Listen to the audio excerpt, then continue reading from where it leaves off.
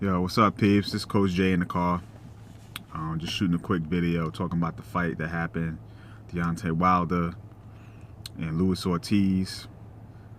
Great fight, man. At the end of the day, I mean, it was a lot of ups and downs, a lot of excitement. You seen both guys, get tested in their own ways.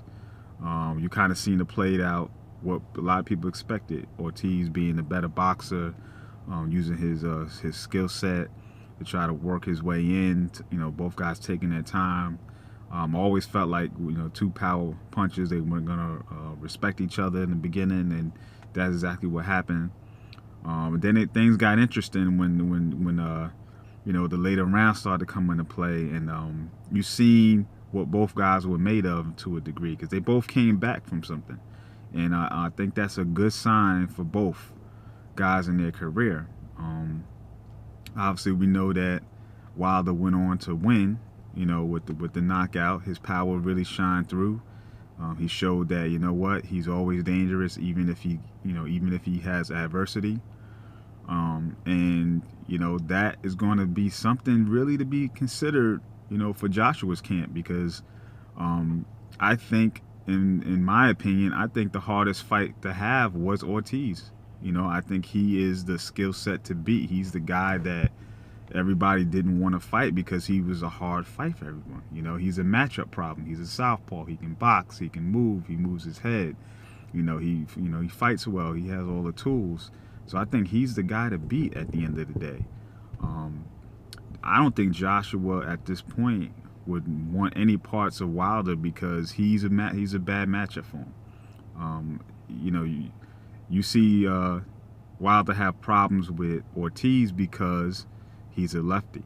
His jab wasn't as effective early because he couldn't really, he's competing with that right side, with his left and Ortiz's right are competing for shots. And you would think that, it would open up the right hand, because of the fact that, that's the shot everybody thinks is supposed to land on a lefty, is your right. But when you make a guy one-handed, it makes it hard to get that shot off, because now it becomes predictable. Ortiz is already messing with his jab hand, so now he can't use that as effectively as he wants to in order to set up the right hand to come. So it makes it harder for that shot to be effective, because it's already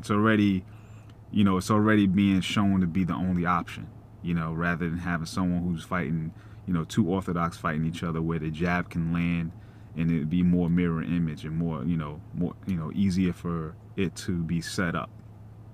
I think in the case where Wilder fights Joshua, that's going to be the problem. Wilder will have the slight reach advantage, and he'll be able to use that reach and that jab to set up his right hand. And I think honestly Ortiz is a slightly better boxer than Joshua, because he moves better. He moves his head, he sets things up differently, he's not as big, and so I think that mobility helps him, whereas Joshua is being the bigger guy would slow him, would be prone to be more slow because of that. Still athletic, still a strong guy, but at the end of the day, all three of these guys are strong, right? So I don't think that's an issue, but I think it comes down to those individual little details. So I think Joshua would be, an easier fight for Wilder. It's hard to say easier, right? Because Wilder's always the least talented boxer in any fight, right?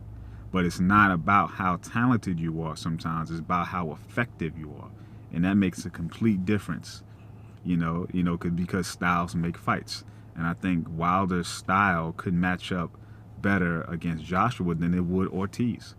So it would be interesting to see when and if they do get together in that ring and show us that a fight will happen, how it will actually play out. Obviously, power always changes everything. Just like Wilder proved me wrong, because I had Ortiz in this fight, but he proved me wrong, So what can I say? You always got his puncher's chance in this sport, right? Especially when you got big power. So let me know what you guys think. Like, subscribe. Peace.